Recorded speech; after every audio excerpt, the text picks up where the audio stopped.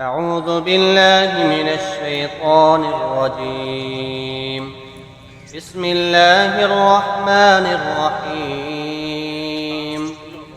إذا وقعت الواقعة ليس لوقعتها كاذبة خافضة رافعة إذا رجت الأرض رجا وبست الجبال بسا فكانت هباء منبثا وكنتم أزواجا ثلاثة فأصحاب الميمنة ما أصحاب الميمنة وأصحاب المشأمة ما أصحاب المشأمة والسابقون السابقون أولئك المقربون في جنات النعيم ثلة من الأولين وقليل من الآخرين على سرر موضونة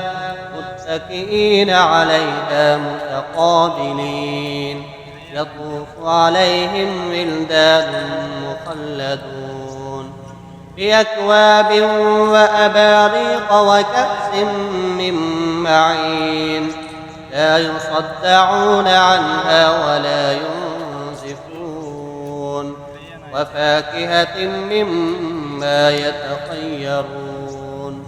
ولحم طير مما يشتهون وحور عين كأمثال اللؤلؤ المكنون جزاء بما كانوا يعملون لا يسمعون فيها لغوا ولا تأثيما إلا قيلا سلاما سلاما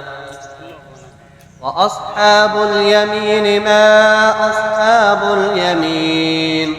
في سدر مخضود وطلح منضود وظل ممدود وماء مسكوب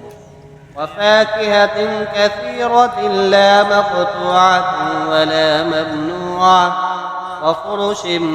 مرفوعة إنا أنشأناهن إنشاء فجعلناهن أبكارا عربا أترابا لأصحاب اليمين ثلة من الأولين وثلة من الآخرين وأصحاب الشمال ما أصحاب الشمال في سموم وحميم وظل من يحموم لا بارد ولا كريم إنهم كانوا قبل ذلك مترفين وكانوا يصرون على الحنث العظيم وكانوا يقولون أئذا متنا وكنا ترابا وعظاما أئنا لمبعوثون أو آباؤنا الأولون قل إن الأولين والآخرين لمجموعون إلى ميقات يوم معلوم ثم إنكم أيها الضالون المكذبون لآكلون من شجر من زقوم فمالئون منها البطون فشاربون عليه من الحميم فشاربون شرب الهيم هذا نزلهم يوم الدين نحن خلقناكم فلولا تصدقون أفرأيتم ما تمنون أأنتم تخلقونه أم نحن الخالقون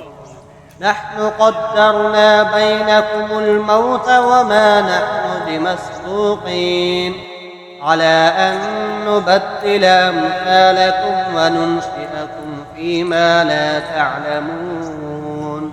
ولقد علمتم النشأة الأولى فلولا تذكرون أفرأيتم ما تحرثون أأنتم تزرعونه أم نحن الزارعون لو نشاء لجعلناه حطاما فظلتم تفكهون إنا لمغرمون بل نحن محرومون أفرأيتم الماء الذي تشربون أأنتم أنزلتموه من المزن أم نحن المنزلون لو نشاء جعلناه أجاجا فلولا تشكرون أفرأيتم النار التي تورون أأنتم أنشأتم شجرتها أم نحن المنشئون نحن جعلناها تذكرة ومتاعا للمقوين فسبح باسم ربك العظيم فلا أقسم بمواقع النجوم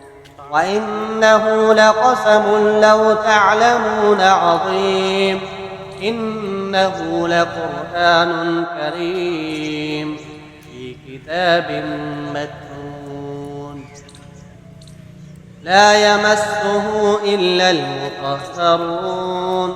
تنزيل من رب العالمين أفبهذا الحديث أنتم مدهنون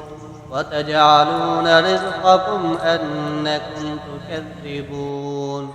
فلولا إذا بلغت الحلقوم وأنتم حينئذ تنظرون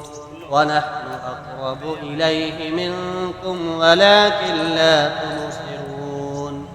فلولا إن كنتم غير مدينين ترجعونها إن كنتم صادقين فأما إن كان من المقربين فروح وريحان وجنة نعيم وأما إن كان من أصحاب اليمين فسلام لك من أصحاب اليمين وأما إن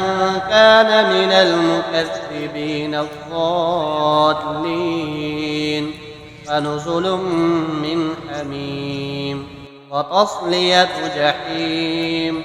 إن هذا لهو حق اليقين فسبح باسم ربك العظيم